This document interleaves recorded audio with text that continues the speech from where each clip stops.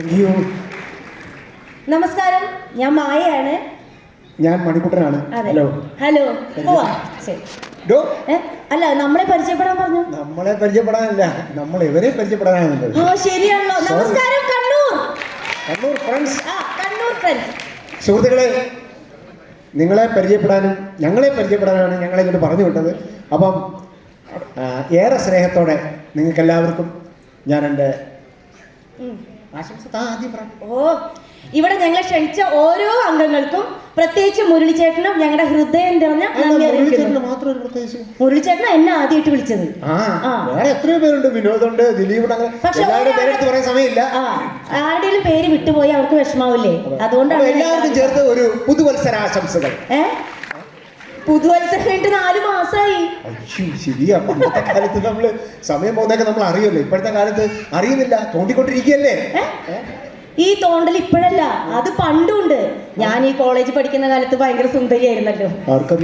എന്തോ ആയിരുന്നു. അയ്യോ, ആ സമയത്തൊക്കെ കോളേജിൽ പോവാൻ പറ്റില്ല ചേച്ചിമാരെ. ഞാൻ ബസ്സിൽ കയറിയാ തോണ്ടല്, സിനിമയ്ക്ക് പോയാ തിയേറ്ററിൽ തോണ്ടല്. തോണ്ടലിന്റെ കാര്യമാണോ ഇപ്പൊ പറഞ്ഞത്? പിന്നെ ഇതിപ്പോ നമ്മൾ പറയുന്നതല്ല മനസ്സിലാക്കുന്നേ. ഇതിപ്പോ ചന്ത എഴുതിയിട്ട് വള്ളി ഇടാൻ പറഞ്ഞ എവള് ഇത് ഫാമിലി പ്രോഗ്രാമാ. മുരളിച്ചേട്ടൻ ഫസ്റ്റ് എന്നെ വിളിച്ചത് എന്താണെന്നറിയോ?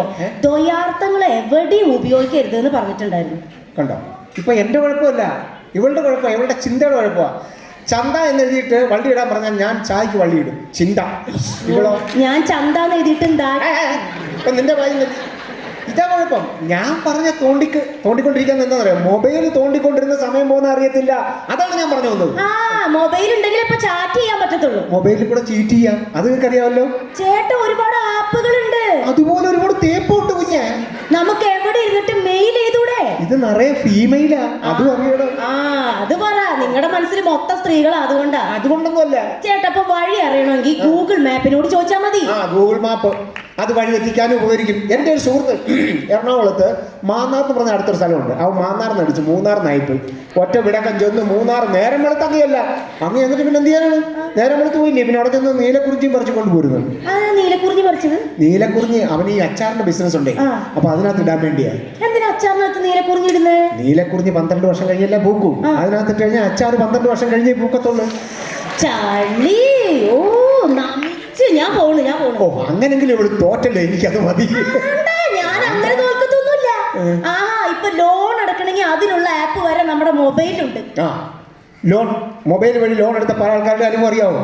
ന്യൂഡാക്കിയിട്ട് വിവസ്ത്രയാക്കിയിട്ട് ഫോട്ടോ എടുത്തിടുക, എന്നിട്ട് അവസാനം പലരും ആത്മഹത്യയുടെ വക്കിലാണ്. അറിയാം നിങ്ങൾക്ക്? പിന്നെ ഒന്ന് ചേട്ടാ, അതിനെ നഗ്നത കാണിച്ച് ഭീഷണിപ്പെടുത്താൻ പറ്റാത്തവരും ഇന്ത്യയിലുണ്ട്. അങ്ങനെ ഒരാളാരാണ്? സണ്ണി ലിയോൺ. എന്റെ വായിന്ന് ചെളി മാത്രമേ വന്നോളൂ. എവിടെ വായിന്ന് വേണ്ട. ഞാൻ പറഞ്ഞ സത്യമല്ലേ? നമ്മൾ എന്തിനാ വന്നേ? നമ്മൾ തമാശ പറയാൻ.